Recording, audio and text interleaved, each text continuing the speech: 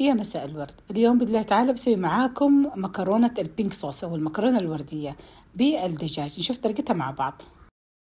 أول خطوة عندي أحمس البصل على شوية زبدة وشوية زيت لغاية ما يبدأ يذبل عندي. بعد كده أضيف لها قطع صدور الدجاج وأحمسها لغاية ما يبدأ يتغير عندي لونها. وبعد كده أبدأ أضيف لها، ضفت عندي هنا البهارات. بداية ضفت الفلفل الأبيض وضفت الأوريغانو والبابريكا ومعجون الثوم، واضيف الملعقة من معجون الطماطم، ما أكثر عشان ما يطلع عندي اللون أحمر. أضيف لها شوية موية وأبدأ أحمسهم. بعد كده أبدأ أضيف عندي الفطر. طبعا الفطر من الأشياء اللي ممنوع نغسلها بالموية، بس مجرد ما ناخدها نمسحها بالمنديل. أضيفها إلى المكونات. الدجاج عندي استوى، أنزل عليها الفلفل الرومي والزيتون الأسود، ممكن تضيفون زيتون أخضر يعطي طعم مرة لذيذ، أو ممكن تضيفون أي خضار أنتم حابينه أو فلفل حار إذا حابين.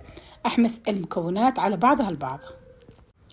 المكونات عندي صارت جاهزة. أضيف لها الحين كريمة الطبخ وأبدأ أحمس المكونات مع الكريمة، أخلطها مضبوط لغاية ما يتجانسون عندي. وأهم خطوة عندي بعد سلق المكرونة، طبعا سلقت المكرونة، أخذ كوب من موية سلق المكرونة. كمية النشا الموجودة في موية سلق المكرونة هي اللي تعطيني الكثافة في الصوص. وآخر شيء أضيف عندي الجبن الموتزاريلا، أو ممكن تحطون أي نوع عجبان أنتوا تفضلوها.